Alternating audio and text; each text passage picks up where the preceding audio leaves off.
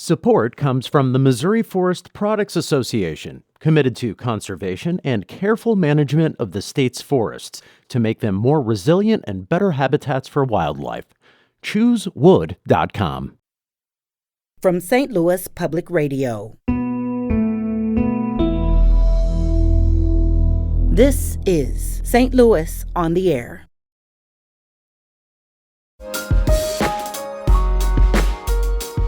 Thankfully, we have a robust treatment process. Obviously, if you look at the Missouri River, if you've ever seen it, and when it's, especially during, higher water levels, it looks like a chocolate milkshake at times. So it carries a lot of sediment.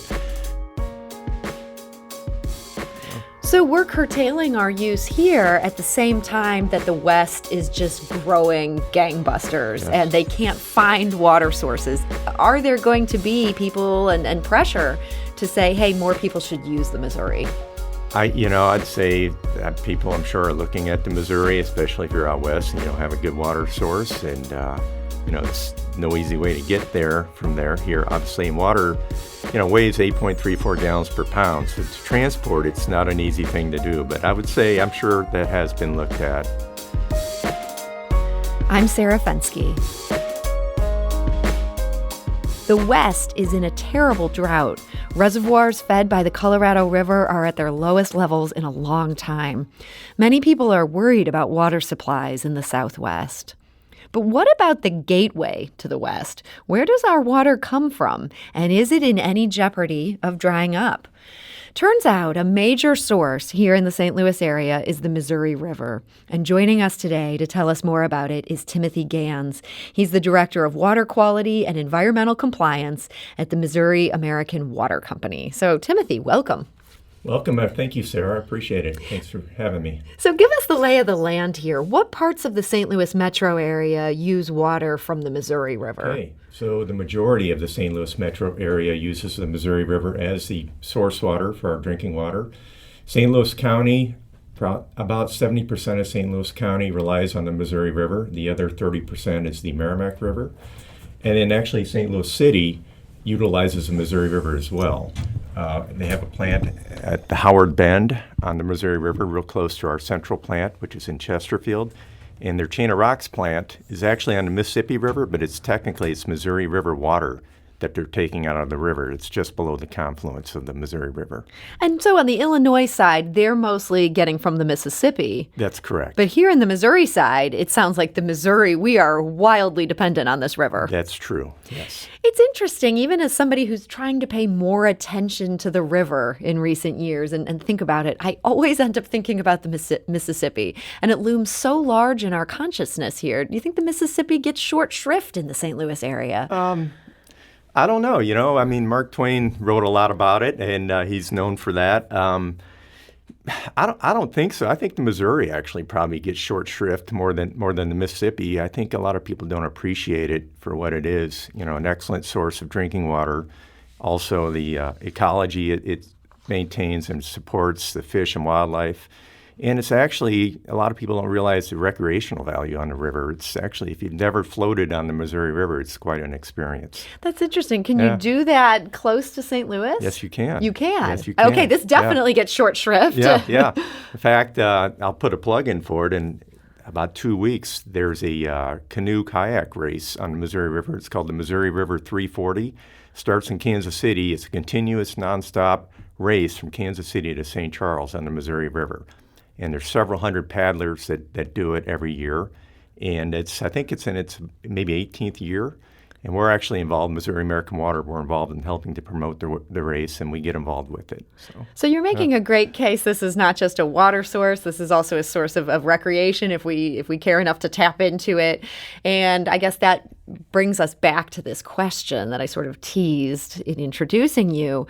Drought is a huge problem in the West, and the Missouri begins all the way up in Montana. That's right. Is it subject to the same drought concerns as the Colorado? Yeah, I would say, climate change is obviously a threat that everybody's looking out for. Snowpack has a big influence on the Missouri River. And, with climate change, if the snowpack starts to decrease, it could impact the Missouri River. It basically counts on getting a certain amount of precipitation in the winter that then melts. Exactly. exactly. The northern Rockies and western Montana is where it starts. And, based on the snowpack in the Rockies, it can impact the Missouri River. And beyond that, as you said, drought becomes more of a problem, even for the upper Midwest, the Dakotas, even Montana. If they get in a really bad drought, they might start pulling more water out of the Missouri River. So it's definitely something to keep an eye on. But thankfully, we haven't had to deal with that here. We have always had an abundant water supply, even in lower water years. We still have enough. So this is not currently an issue for the St. Louis area? Not currently, no. How soon do you see that potentially looming? I mean, say this drought continues out west. Yeah. Could this mean that we'll start to feel the pinch here? I guess it's possible. I mean, the Missouri is kind of the upper Midwest, the Dakotas. Historically, they don't have the same drought conditions as, say, Arizona, Nevada, Colorado. Not to say that couldn't happen, but we haven't seen that yet. So, okay. Well, I'm going to take this one where I can. Okay. I understand that doesn't mean that everything is hunky-dory. What are some of the current threats for the Missouri? Sure. The river over the years has been channelized and constricted in its flow, and I think that has probably changed the character of the river. We still get, like I said, plenty of supply. Non-point source pollution in the watershed is probably, in terms if you're looking at pollution, that's probably the biggest concern. And what is that? So it's runoff from urban areas, from agricultural, uses. It's basically all the water that runs off the land surface and gets into the river, and it can carry nutrients and other contaminants that we have to deal with through the treatment process. What might be a source of that for those of us in an urban area where we're not, spraying heavy pesticides? Sure. Just think about what you put on your lawns, what ends up on streets, driveways, road salt, things like that. Eventually that all washes off into the storm sewers and into our rivers. And then you guys have to deal with it. We have to deal with it, yeah. How big a challenge is that in this area? Thankfully, we have a robust treatment process. Obviously, if you look at the Missouri River, if you've ever seen it, and when it's, especially during higher water levels, it looks like a chocolate milkshake at times. So it carries a lot of sediment. Our process is designed to drop out that sediment, remove all those suspended and dissolved particles, and it's very efficient at doing that. We use basically a conventional water treatment process that involves coagulation, which basically we add chemicals that help the particles stick together to form bigger particles. We slow the water down, those particles fall out through a process called sedimentation. And then we disinfect, which is a very important part for public health. We disinfect the water and then we filter it before we send it out to the system. So it's, like I said, a very robust process, and we're used to dealing with what the Missouri River gives us. And what happens to the crud that it gives you, that you've screened out and coagulated? Sure. So at our Missouri River plants, it's one of the few plants where we're allowed to do this, but the material we're settling out, which most of it was in the river, we're allowed to discharge it back to the river. We have a permit through the Missouri Department of Natural Resources, and there's certain parameters we have to meet, which we do, and then we sample it and report that to the Missouri DNR. Okay. So you're pulling this stuff out. Hearing you talk about coagulating it, I'm thinking about much smaller pieces of debris. Do you ever find plastic in this river? It doesn't really make it through our intake screening process, at least the bigger particles. And our process is very efficient at settling out really small particles. So if it does make it through, we can settle those out. So we're talking less about trash and more about things that would come through in the runoff, old oil from the car, maybe. Yeah, and oil's not something we see a whole lot of. Really, it's sediment, suspended sediments in the water. Missouri River drains like the heartland of farm country in America, so it's historically a very turbid river, and turbidity is one of the parameters we monitor for, which is essentially the clarity or cloudiness of the water. The higher the turbidity, the more suspended material, the more dissolved material in the water. And Missouri has very natural high turbidity, so we're used to settling that out. We have a process that manages that very well. Okay. So you're doing all this work with the water. I'm curious what you know about where the water goes after it leaves your plants. What are some of the biggest water sucks in this area? Oh, in terms of users? Mm-hmm. Schools, hospitals, I would say. It used to be back when we had some of the car manufacturers here, they used a lot of water. Heavy industry needs heavy that. industry, which we don't have as much of that as we used to. In the city, Anheuser-Busch is a big water user. We have there's quite a few breweries out in the county as well. So, are we using more water or less water than we used to? So per capita, per person, the usage has been declining for about the last 20 years. Really? Can we take some pride in that? I think so. We're conserving? I think so. I think people are a lot more efficient with their use of water. And a lot of that is the modern technology with appliances, and our homes are built to be more efficient with water usage. And even with people irrigating their lawns, technology is involved in that. There's some of the higher end systems can look at weather forecast and see what's coming and adjust their irrigation based on that, as well as soil moisture. So it's not as wasteful. Your neighbors may be more with it than mine. I'm frequently jogging around the neighborhood, and I'm getting soaked because people are watering their sidewalks. Yeah. Is the use of water on our lawns, is that a major use of water in this area? It can be during the summer months for sure. I'll be honest, St. Louis, people like their green lawns in St. Louis. So you see a lot of that. Is that a problem? Are we wasting water if we're just coming up with these perfectly landscaped green lawns? That's open for debate. I'm more into the native landscaping personally. I like that look, but some people like that manicured look. Eventually the water that we do use, a lot of it does end up, ends up back in our rivers. But we do treat that water, so there's a point to be made there. But so I don't need to curse my neighbors for watering the sidewalk. It ends up going back there. Yeah. But it sounds like native plants, this would be a more efficient use of that water. It can be, yeah, and it's good for wildlife. If you like birds and pollinators and creating habitat for our native wildlife, it's definitely a good thing to do. So you talked about how over time we've gotten more efficient per capita. So is the St. Louis area using then less water than it used to? That's what we're seeing. Yes.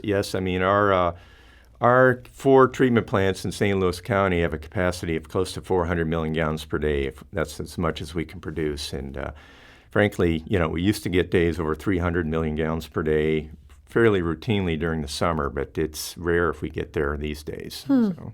So we're curtailing our use here at the same time that the West is just growing gangbusters and they can't find water sources.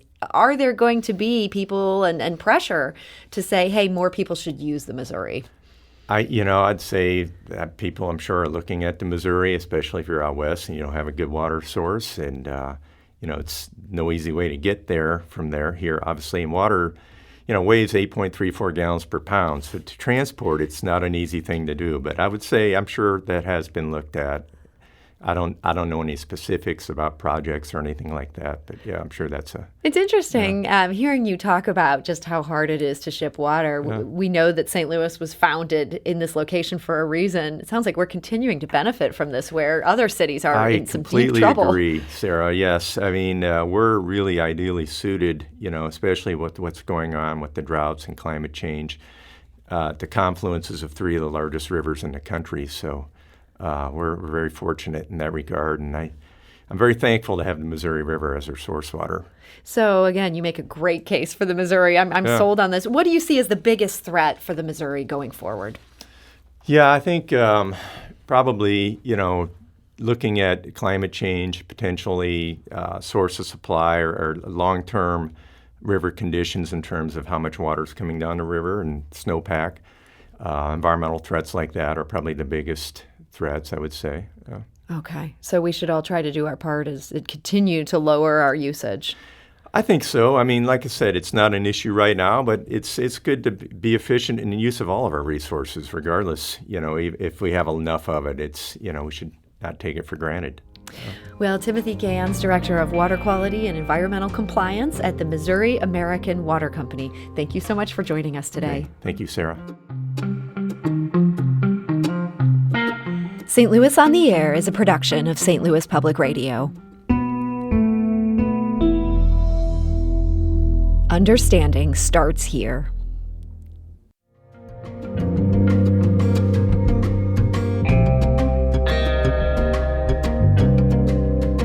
Do you find yourself regularly listening to episodes of St. Louis on the Air, suggest us to a friend you think might enjoy our conversations, and leave us a review and rating on Apple Podcasts on the App Store.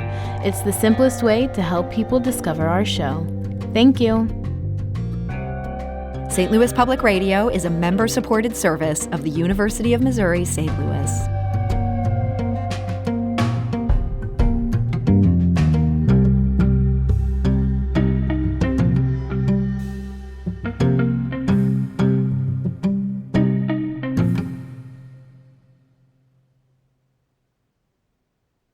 Support comes from the Missouri Forest Products Association, committed to conservation and careful management of the state's forests to make them more resilient and better habitats for wildlife. ChooseWood.com.